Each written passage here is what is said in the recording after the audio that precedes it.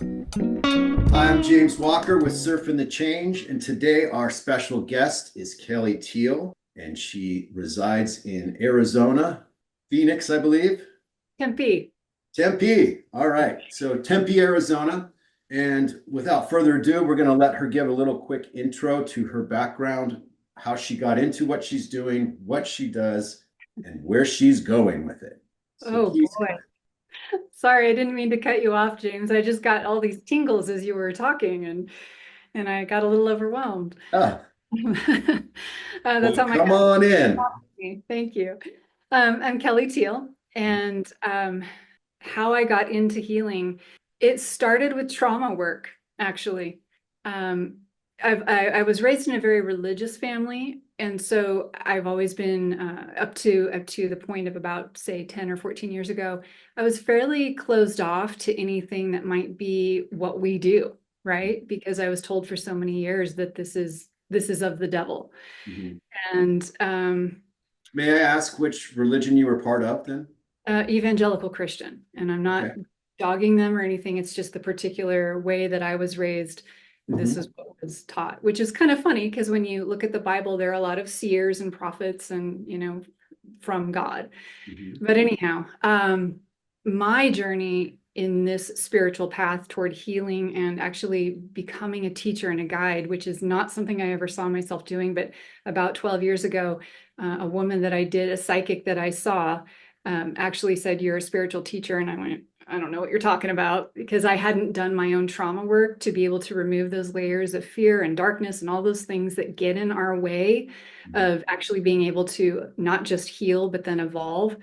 Mhm. And in 2018, I started trauma therapy, and it became pretty apparent pretty quickly because I was doing EMDR, which is very visual. Mhm. Um, uh, Things started happening in that space that fell outside of EMDR, and my therapist referred me to somebody, to my now teacher, because she's like, I think that you have something that needs to be developed, and here's a person I think can help you.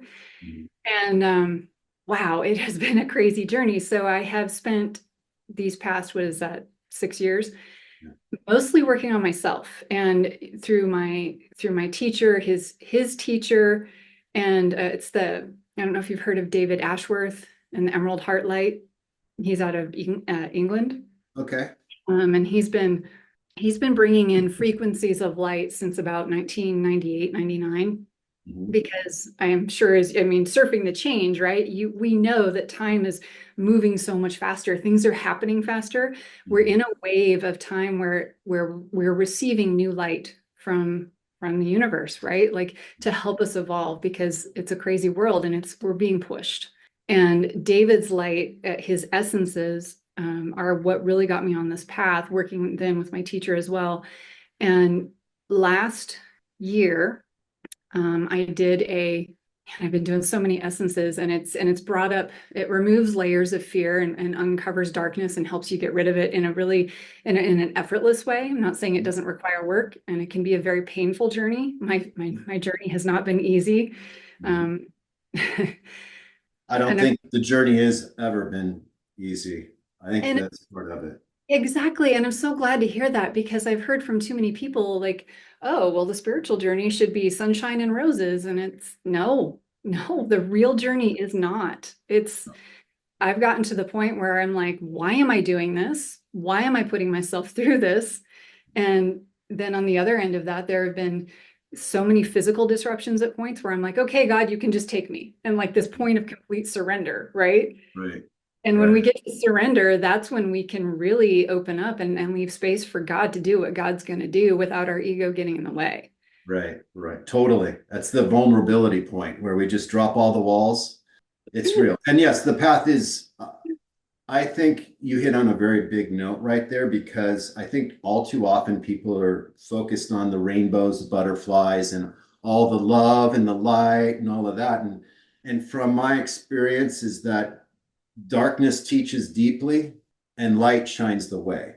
And so it's in those dark moments that conflict, there's this internal struggle that we go through that we find out more and more of who we are and more equally so of who we're not.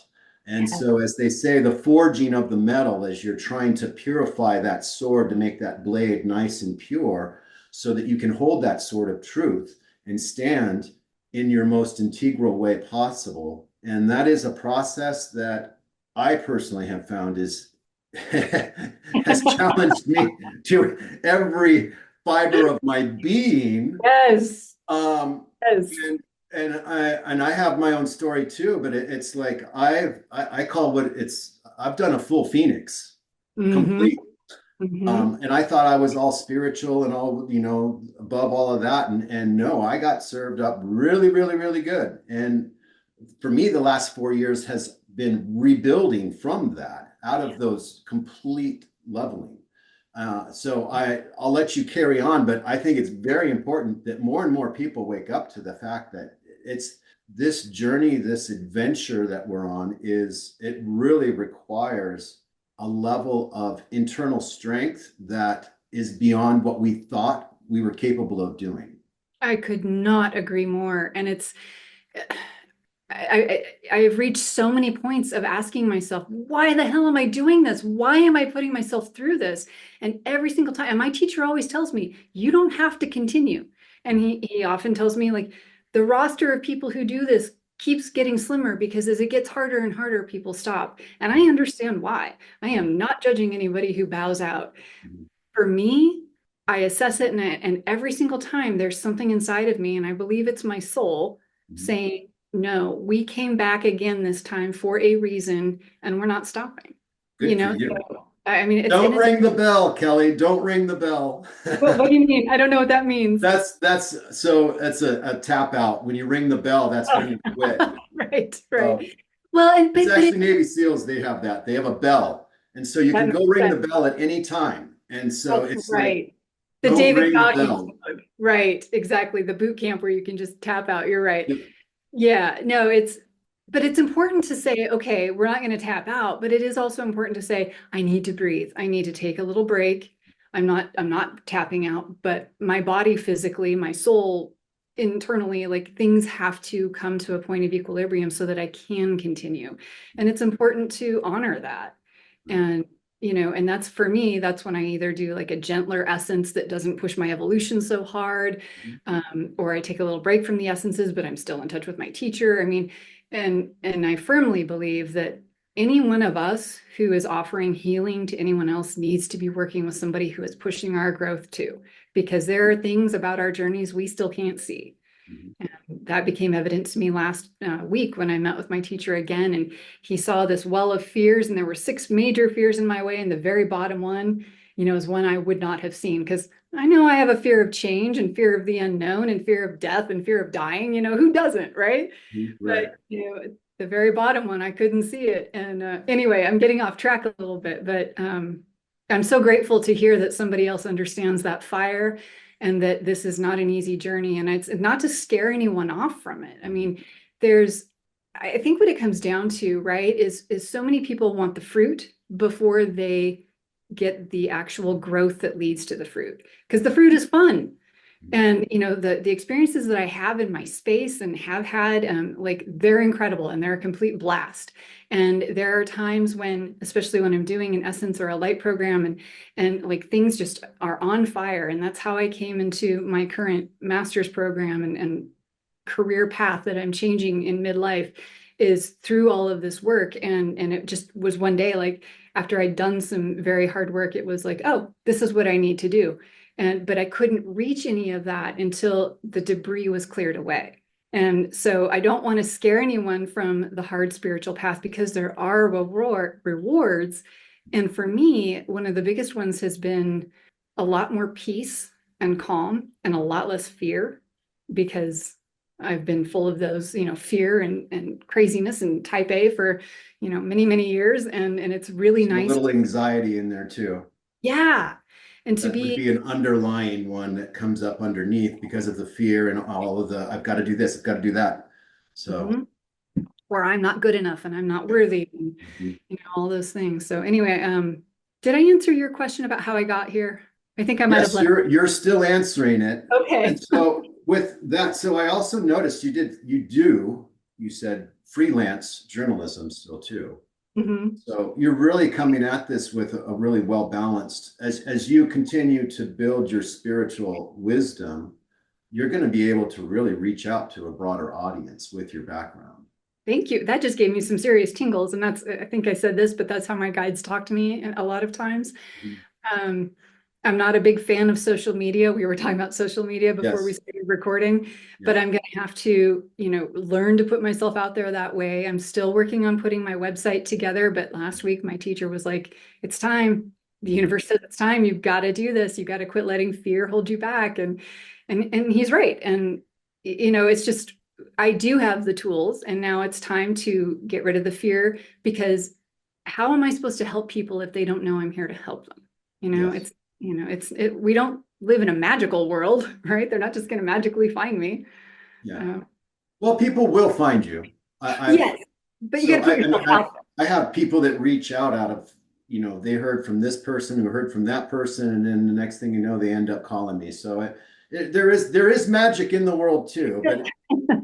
but yes, I like you, Kelly. I am now doing social media, which I've never wanted to do, Right.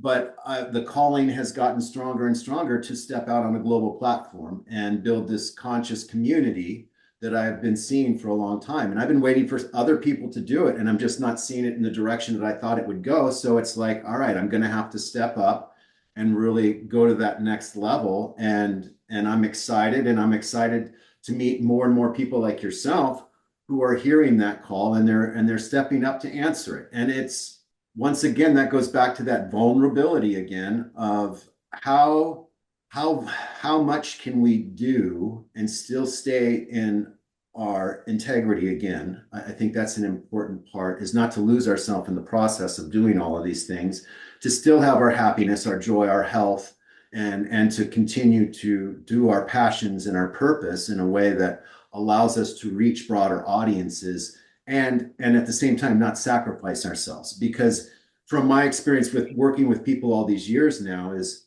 one my best clients, I'll give you the breakdown of my best clients, and it comes down to this. After all these years, I've boiled it down to this fine point. So they have focused on their career path with such determination that they sacrificed their joy, their love, and their health to attain what they wanted. And in the process, lost themselves, but hopefully they also attained a lot of money in the process, but it's all at the sacrifice of their own soul.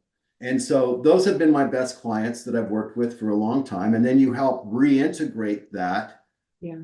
over a period of time to help them get reconnected. And I see it coming from two different spectrums. You have people who focused on their spiritual path and now are working on, getting higher levels of financial abundance in their life. And then you've got people who have financial abundance in their life, but they lost all the other ends. So we're all in it together at the basic end of the day. That's how I see it. And I also love Teamwork makes the dream work.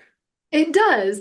And I love too, there's this idea, and I'm guessing it's not really original, but I don't know how much it's talked about, especially in midlife. So the idea is like the first 20 years of our lives is development and figuring out a little bit of who we are. And then the second 20 years is about our careers and family and all that. And then around 40, because that's a lot of midlife crisis time, right? Right. Is that really a midlife crisis, or is it a midlife awakening? I And would go I with awakening. I choose to see it as awakening. And for myself, that's been true. My 40s have been a decade of unexpected change that I absolutely didn't foresee. I wasn't supposed to be here. I was supposed to be a journalist in France or something, like Right. it's very different. And the way things have turned out is I see other people going through this too. They're questioning, why did I put all this time and money and effort, or time and effort into making money when I feel so bereft of anything, and my family hates me and my kids won't talk to me and all that. And so to your point about the trade-off, right? Mhm. And they start waking up and asking the questions, and God, that's a beautiful moment. I mean, when we're most broken is when we can really bring in the most healing. Absolutely. That's when the breakthrough takes place. Yeah. Got to have the breakdown to get to the breakthrough. So, Yes. I mean, it'd be awesome if we could do it without that, but I mean, Really? I suffer from thickness of the cranium, so Don't we I all? will, I will have to go through it, and I have acknowledged that. And yeah, but the thicker the skull, the stronger the will. So there you go. True. Although I have to say, past lives, right? Like I Right, love thinking about the influence of past lives. And I have a feeling you've done this before. I know I've done this before, except this time around it's a new opportunity. That's what I've been told. So I'm curious to see what that turns into. right. But we're bringing skills in with us, and we know that when we hit those walls in our thick craniums, we actually know deep down what's going on and that it's time to surrender, right? So it actually makes our process a little bit easier when we know that there's influence that isn't just from here, that we're like, okay, all right, been through this before. I just got to calm down. Mhm. Yes, the repeat, repeat, repeat until we finally go, okay, I recognize this landscape. Yep. Been here. I know Yeah, what to do. yeah. So yeah, that's another great philosophy is understanding the landscape. So I always use that analogy as if you're lost in the wilderness and you keep ending up back at the same spot, eventually you're going to learn the landscape enough to then find your way out of there. So, Yeah. and Yeah. the mind is that way too. It's a deep inner work that we go through. So what? So with the work that you're doing right now, is there some focal points that you're going to be looking into to work with people on? That's a great question. So I don't even know how to describe my gift. So I'll give you an idea of the work that I've done to maybe help frame it. It's remote distance. I'm not doing it in person, although I have done in-person sessions. Mhm. I clear the space and I do my best to clear my recipient space, though, I only have so much control over that at some point. Mhm. Man, my process changes. And so that's what's really hard about describing my gift, is because I don't know what the universe is going to change next. So it started as getting a ton of images and messages, right? And being able to manually manipulate. So I'd see, I'm not going to give away any details because these sessions are confidential, but I Mhm. will say I see a big fear, right? Or a past life. I'm, I have been able to bring in light and actually, and if you were to watch me, you'd see me lying on my floor here in my office space, like manually manipulating and like, turning a fear that's a boulder, like crushing it with light kind of thing, and Mhm. making these things leave and then move and sending them into the light. And so very manual and very full of images and messages. And then I've had other sessions where I go into my space and I'm not getting anything. And then I just surrender and I just say, okay, clearly I am not supposed to be in charge of this session. And I just surrender. And then my client calls in tears, going, and this happened, that changed my life. And of course, I'm like, no, really? And they're Mhm. like, no, this was the most life-changing experience I've ever had. And I'm skeptical because I'm like, no. And they're like, yes. And they're not blowing smoke. They're in tears. They're like, this was the most incredible thing I've ever experienced. And so I don't always know going into a session what that person's going to need and what I'm going to be allowed to do or hear or see. And that's why it's hard to describe. And so at this point, I've just come to a point of I have to just trust that they're going to get what they need and I'm going to be the vessel. That's all it is. I'm just the vessel. So let me ask a question. And so when you get a new client that you're going to work with, are they contacting you with a certain thing that they want to work on, or is it just you get a name and then you go from there? No, so far people have said, well, here, because I like to ask, like, is there anything you want to work Right, on? right. And there have every time there has been a question. And so I go after that. And a lot of times it will be addressed. And then other times it will be, that's not the question this person needs answered. This is what they need instead. And so I can never predict. I don't know. Right on. Okay, so you're saying that they might want to work on something, say a phobia or something, but you can see that it's actually coming from this over here instead. Correct. And by releasing that, it's going to release what they initially came to. Exactly. So that's what I was talking about earlier about those fears, where of course I can see the ones at the top, but I can't see the one at the bottom that my teacher can see, right? So Right. that's the whole idea, is that we can all really all of us, we can identify what's on the surface. But what's on the surface doesn't necessarily reflect what's holding up that fear or that phobia or that trauma or whatever. And I'm not saying that I remove trauma, I can help remove it, but it's best for people to be working with a counselor or a therapist, right? Like getting that modality.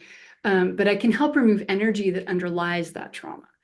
And yes, then I can be directed to see things that are not obvious, that are the true core of the problem rather than the thing that the iceberg, right? The top of the iceberg. And that's, that's a pretty getting it to the roots. Mhm. Exactly. And so with that, you're in the process of launching your website right now. I am. I started it in August and then I got very derailed. And I'm laughing at myself because, look, we're all human and I'm not going to try to pretend to be superhuman because I'm not.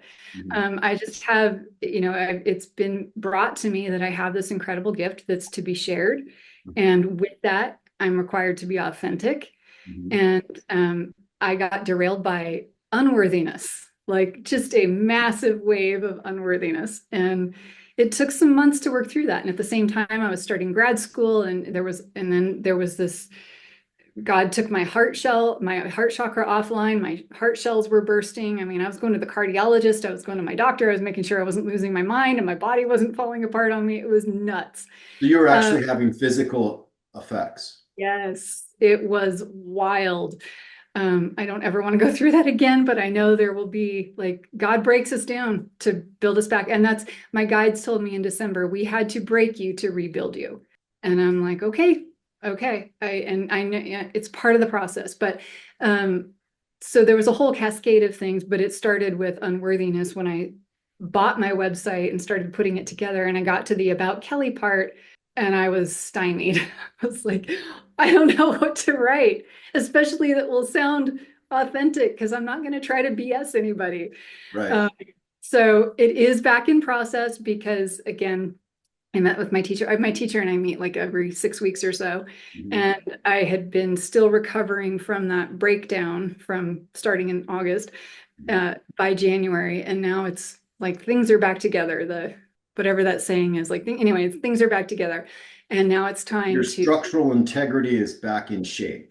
Yes. So I have no more excuses.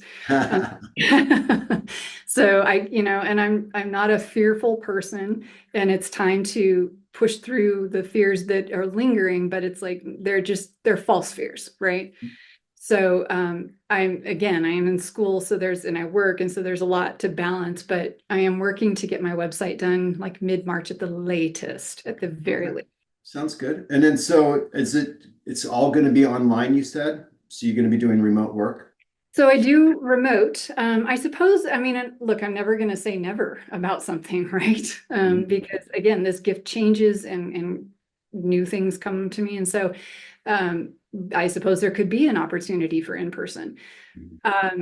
The way it tends to work, though, is I don't even do it over a computer. And so that requires a lot of trust from the recipient, too, especially if they've never met me, right? Because I'm just going to be some schmo on the internet who's saying, oh, I'm going to offer you divine light healing, but we're not going to be online. And I'm going to, like, can you trust that I'm doing what I'm doing? And, from my part, of course, because if I say I'm going to do something and I don't, like, the universe is going to have a say in that, right? They're going to make sure I don't get away with that.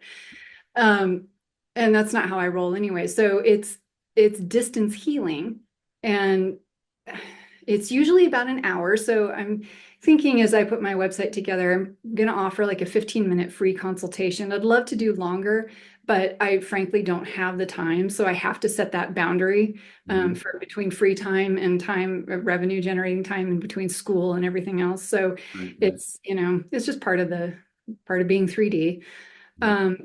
And then, the sessions tend to last around an hour. Sometimes they've been shorter. Sometimes they've been 45 minutes, but they've been so powerful. Like they just can't do more because it would be so overwhelming. Right. And I get that. Yeah. It varies. I mean, everyone likes to keep it as a cookie cutter type process, and it's not. It doesn't work that way. No, it doesn't. And No, people like to have direct answers to how things are supposed. Well, how is this going to be? Is it going to be like this, this, and this? And it's like, I don't know. See how when we get there. I don't know. That's part of the question. As we were talking and communicating here, this popped into my head because that's what Surfing the Change is about. And I have the New Earth project that I'm working on too. So with that, I'm wondering, where do you see the world going right now? I was afraid you were going to ask me something like that. Yeah, yeah. So it's important because Yeah. everyone's looking at it from different points of view. And I always love hearing what that person's view is on the world we live in right now Mm, and the potential future, as well as your action in that. That's what conscious community mm. and action is about. You're going to be doing it with your healing work, but is there other areas or other viewpoints that you see the world going and that you want to participate in? It's a Well, loaded question, I know, so that's take a your big time. question. And I love it. It's a great question. So you want me to start with where I see the world going? Yeah, let's start right there. So, because we're at, I see great opportunity, and I'm going to say why. Because when things get really bad, those are the moments where people finally say, you know what?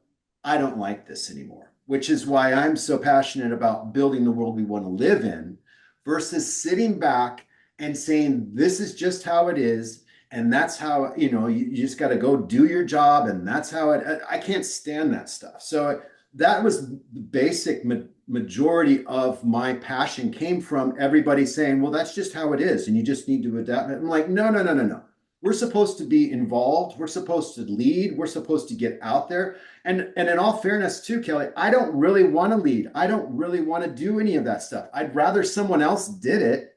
Right. It's Be easier. honest, from my heart, I would rather someone else do it because it's a lot. It's a Yeah. lot. But that being said, I'd still say, like, what do you see and where do you feel things are going?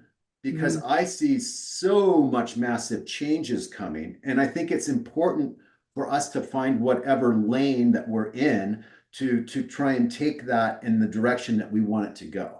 God, that's such a great question. And I love your honesty about this whole thing. So the world right now has a lot of fear in it, right?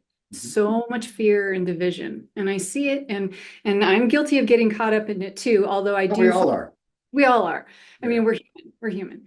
And so I'm actually very actively working on when I find myself in the fear, cruising news apps and everything, Mhm. I turn them off, first of all, and I try to disengage my ego from that collective unconscious because that's what's happening, right? Where there's this whole bunch of fears all around us. And if you zoom out, I do believe that darkness, whatever entities they are, and I don't know exactly what they are, but I believe they're there. Mhm. They feed on fear. Mhm. And we are giving them so much fuel, Mhm. right? We are just overnourishing the hell out of them. Mhm. And there is so much change happening and it's happening very quickly. I mean, so many people I talk to were all like, God, time is moving faster and faster. And I totally agree with that. And David Ashworth in his book, Keys of Transformation, talks about that. Like we're riding this wave of change that's speeding up, speeding up. And I think that's because I think we are being taken somewhere. But to your point, we aren't just to be taken, we are to be involved. Mhm. That doesn't mean that we're necessarily out protesting or lobbying on Congress or, that kind of thing. Like that may not be our role. And frankly, as healers, it probably isn't because we have to like see things from a bit bigger perspective so that as we elevate our frequencies, we're able to help others elevate theirs because what we're trying to do is get rid of fear. Now, we're never going to be free of fear. Like we'll be walking on water when that happens, right? Mhm. But when we see the fear and recognize it, and then we have the tools to remove it, or we know somebody who can help us and then maybe teach us and that kind of thing, like the more we can spread the removal of fear, the less food we're giving all the darkness. We may not be able to change the trajectory. Like I believe that there are forces beyond our control that have some things planned out that we may not be able to change necessarily, but maybe they're not supposed to change, even though we don't like them. They're really scary. They're cruel in many ways. Um, that's an opportunity then, as you noted, to bring something different to the conversation and to the table. Because if we just sit here and commiserate and buy into all of the moaning and this is terrible, then we're not changing anything and we're just sitting back, as you noted, right? So I've struggled with this question because I don't know how to like go out and be a voice that would be heard, like if I were to march on the streets, right? Nobody really pays attention. We all just kind of write that off. So I've worked very hard to work on myself.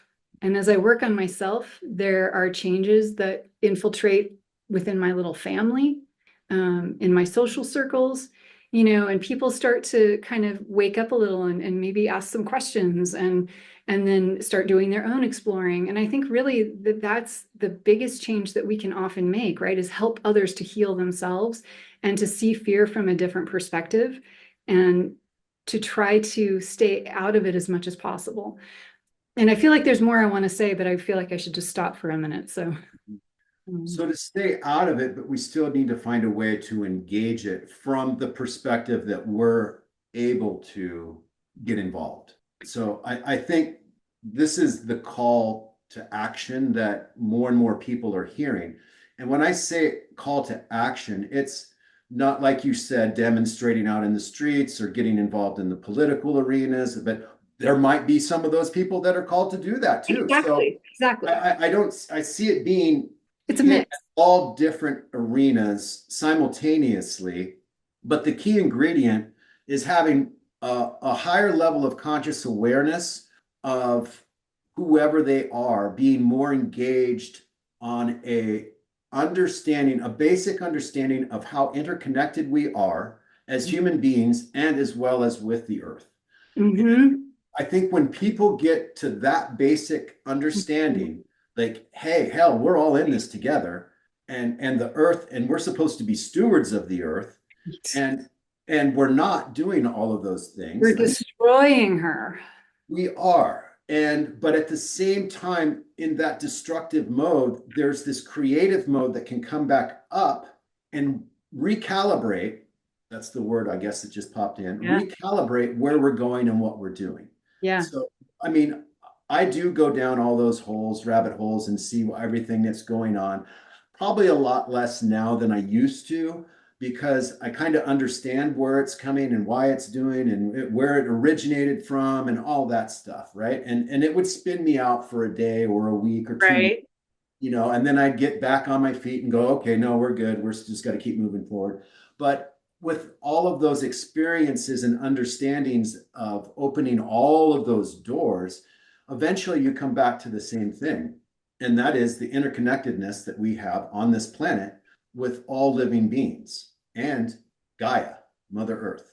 And it's not about your religion. It's not about your political background. It's not about your cultural background. It's about the quality of heart that you have, the character, and your morals. It's like natural law, moral code, those basic things. Yes.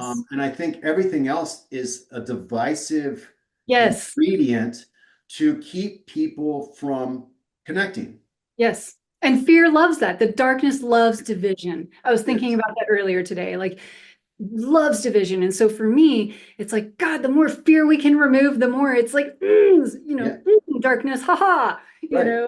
Totally. And I mean, but even the founding fathers that, and I'm going to go and speak about this real quick. And it's do might whatever. ruffle some people's feathers, but Oh, it's well. it's truth. So we're always taught that the United States is a Christian country. Right. Okay. Right. And although that is true, the architects who put the Constitution together, the three main people, were deists. That's right. Okay. And deists are into universal law, natural law.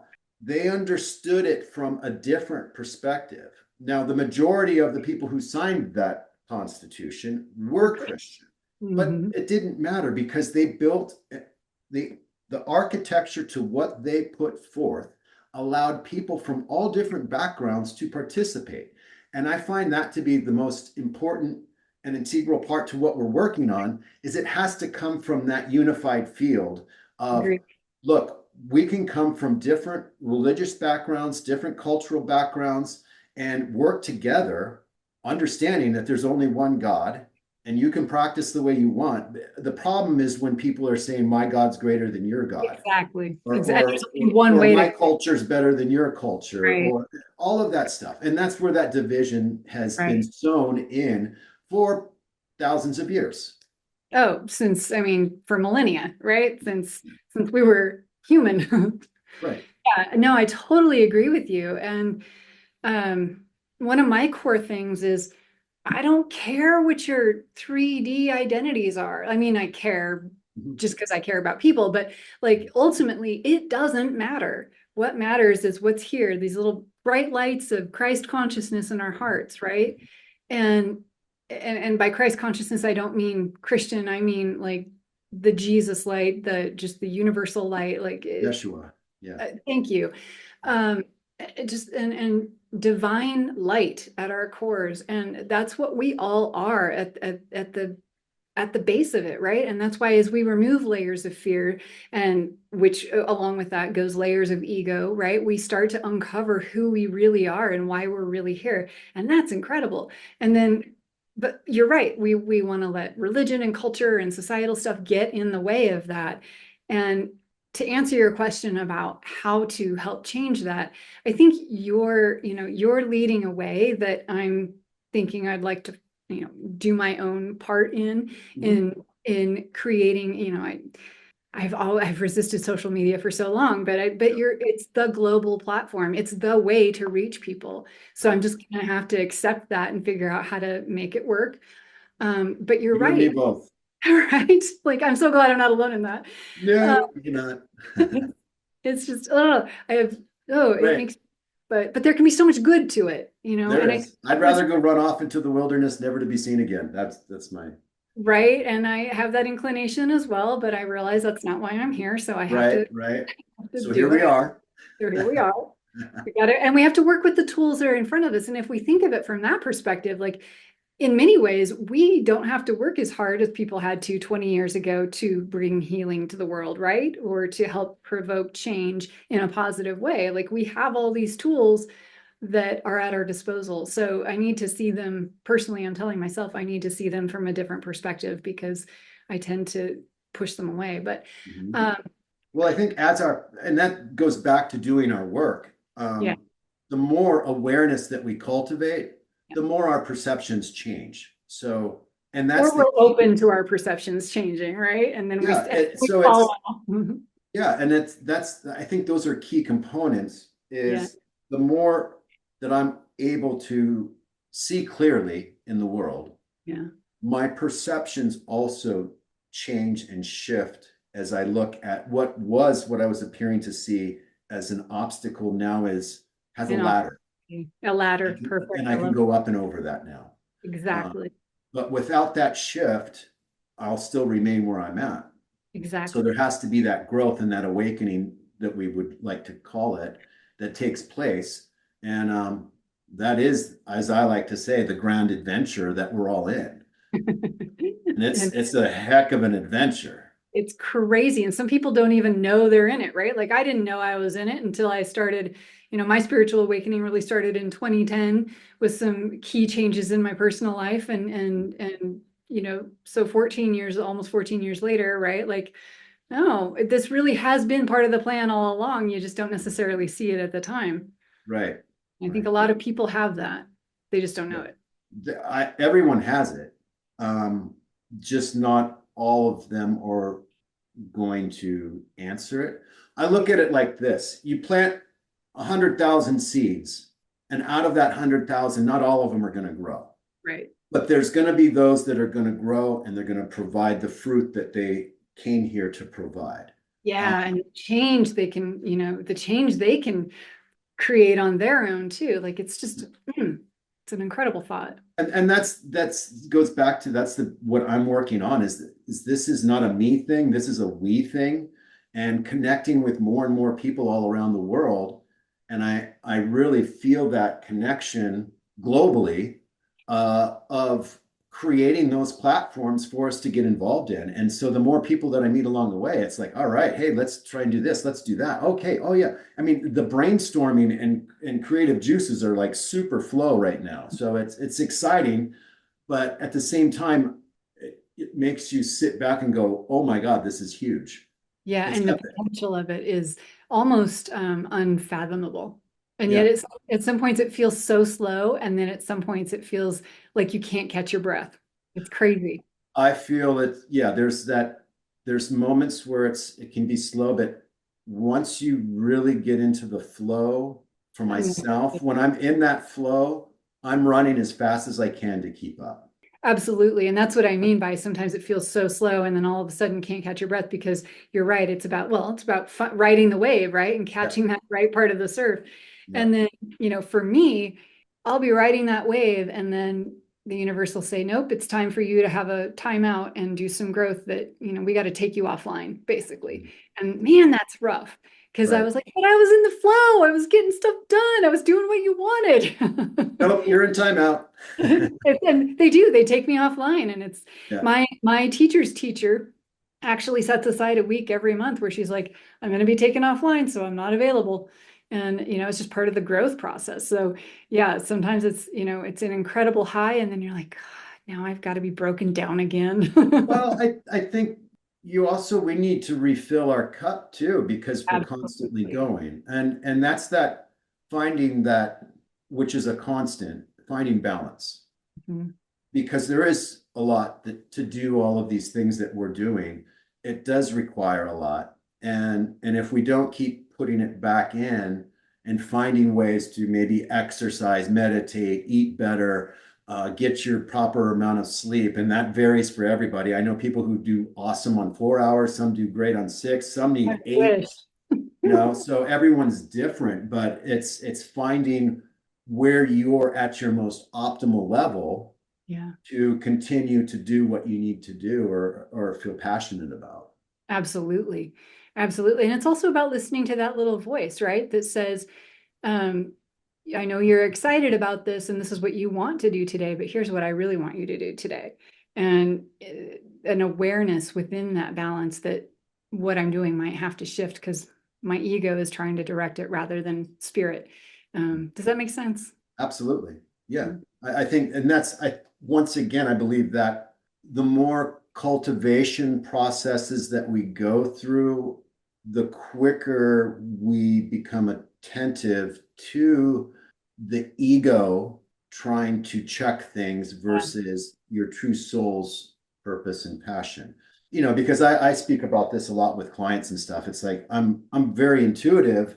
Just because I hear it, do I always answer it and do what I'm Exactly. supposed to do?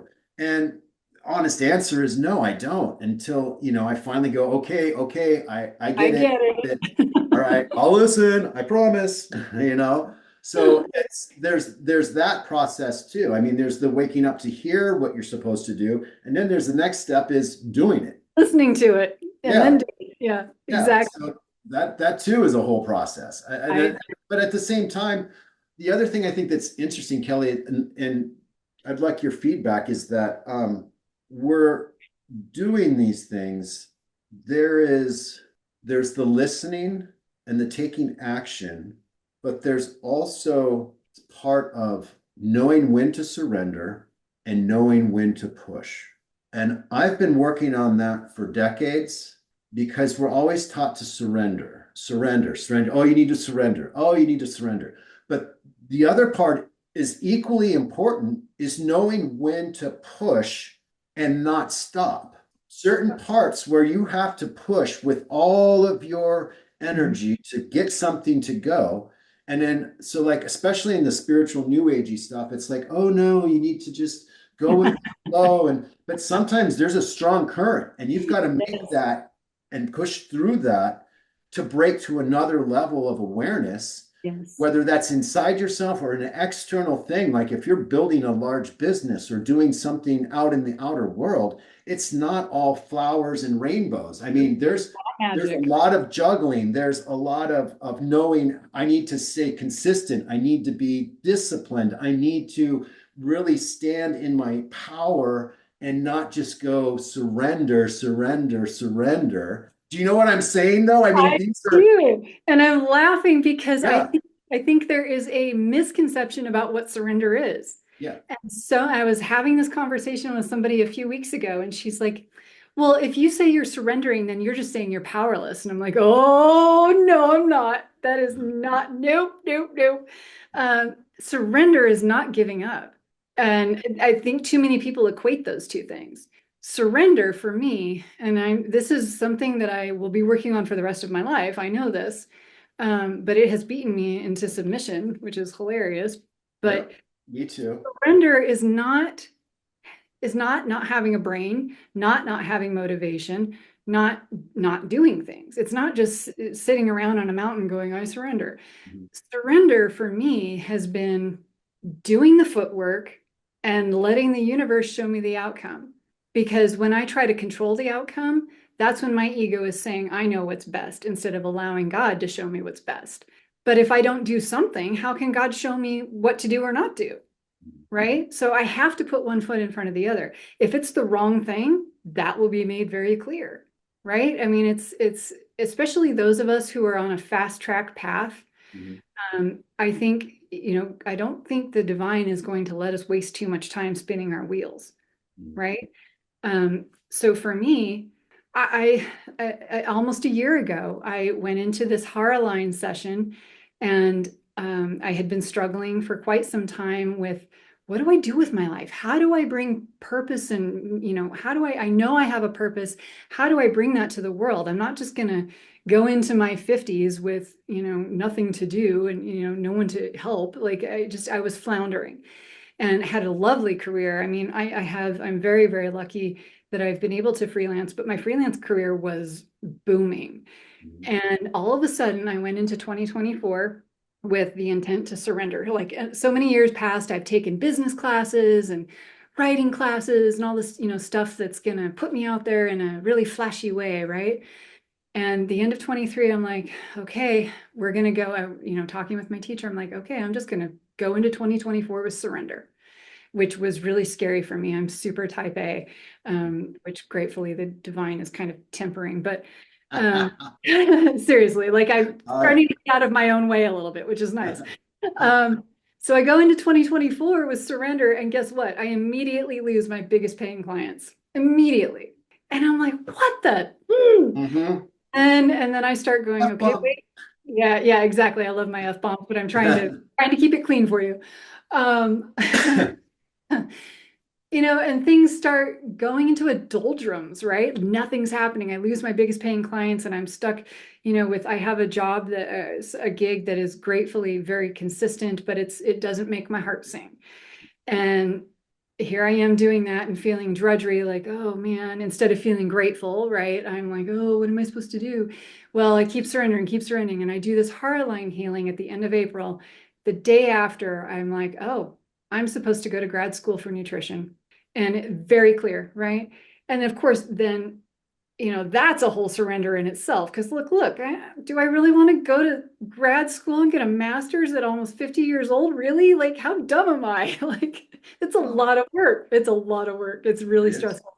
But it's clearly part of my path. And so I start going down that path, right? So I talked to my husband and he was like, huh, you know what? That does feel like the right thing. So gratefully I have, his total buy-in, but we're like, how are we going to do this? There's money to consider, there's time and all these things. And so I just start chipping away at the to-do list of getting into school.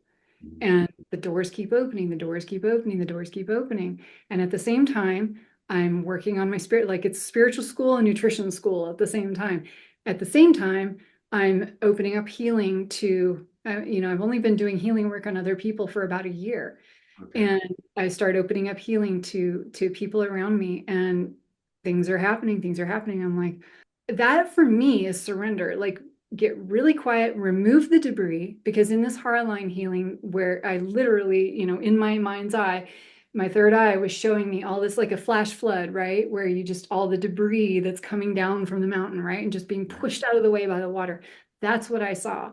And all this debris was cleared from my system. And the next morning was, oh, you have to go to grad school for nutrition. And so when we clear all that stuff out of our psyches, then I think surrender is a lot more doable because we're not so weighed down by the fears and the darkness. I'm not saying that fear and darkness don't get in the way on the path, because they do. That's part of the path. Mhm. But then we know how to clear them and deal with them. Surrender is very active and it's very powerful. So anyone who thinks it's powerless and giving up and sitting on a mountain is misled. And it's not easy. It's, to your point, not sunshine and roses. It is work. Surrender is work. The spiritual path is work. And that's okay. It's worth it. It is worth it. Because the joy that you get from it, greater and greater, and the depth of love becomes stronger and stronger, where you feel that heat, that warmth coming, radiating from the center of your heart, you know. Took that for granted. And then I realized people don't feel that, you know, like when you can give a hug to somebody and you feel that heat coming out of your chest. And then, you know, I'll say, oh, you feel the warmth. And they go, oh my God. Yes. What are you talking about? Oh, yeah. they did. Well, no, they can acknowledge it. Yeah. They're like, oh my God. Yeah. What is that? You know, and it's just like a little knock on the door. Yeah. It's a reminder that this is real. Mm-hmm. I mean, everything we're talking about sounds so ethereal at some points and, you know, crazy and whatever. And no, it's very, very real. And we have to have that connection with another human being sometimes to really bring that home. Mm-hmm. Well, it's been an awesome time with you today, and I'd love to have you back in the near future too, if you're open to it. I would love to so much. Awesome, because we can go down some other rabbit holes too, I'm sure, with your background.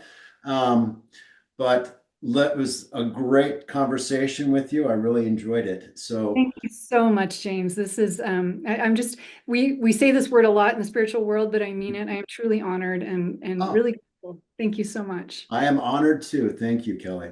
So that's Kelly Teal, and I'm James Walker with Surfing the Change, Conscious Community in Action. What's your action?